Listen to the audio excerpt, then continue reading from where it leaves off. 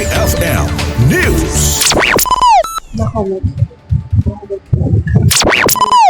Para sa akin po, siguro nagulat ako kasi sa lahat ng mga nangyayari, parang bakit wala masyadong sinasabi sa mga ganitong mga bagay? Kung bakit bigla na lang alisin?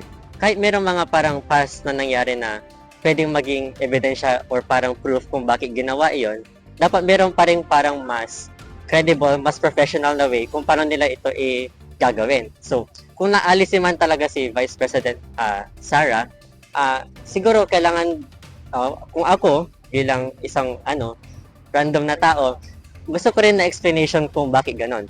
Hindi lang yung sa mga parang nakikita ko na pwedeng maging fake. So, kailangan ko talaga ng parang totoo, yung professional, and yung direct sa aming mga tao. Mga sabi dyan, no comment na lang.